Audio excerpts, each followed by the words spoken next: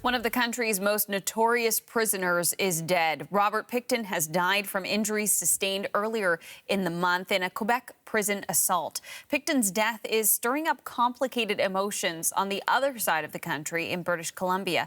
CBC's Georgie Smythe joins us now from Vancouver. So, Georgie, what can you tell us?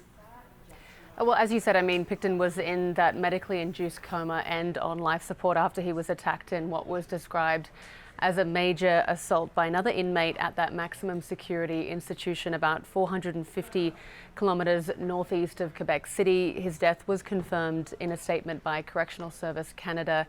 Just recently, the statement said that he died in hospital following injuries resulting from that assault. The statement also said that people who were registered as victims or families of the victims, many of which are of course in BC, would have been notified of his death.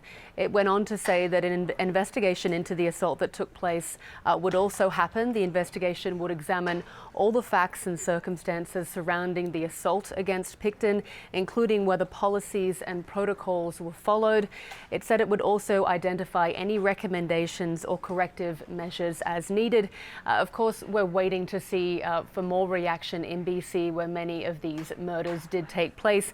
Robert Pickton was one of Canada's worst serial killers. He was charged with the murders of 26 women in 2007 and was convicted of the second-degree murder of 6 women who disappeared from Vancouver's downtown east side.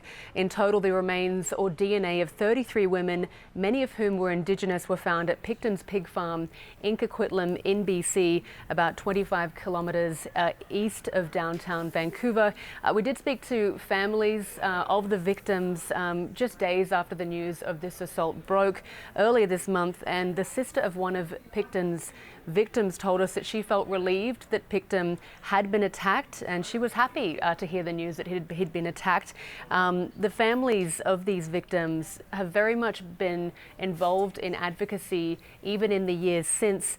Even just a few months ago, were holding a vigil outside the pig farm where some of those remains were found, and that was off the back of news about parole eligibility that Pickton was possibly facing. And at the time, a relative told us that Pickton needed to stay in prison until he died, which is exactly what's happened today. Jacqueline. Georgie, thank you. That's the CBC's Georgie Smythe in Vancouver.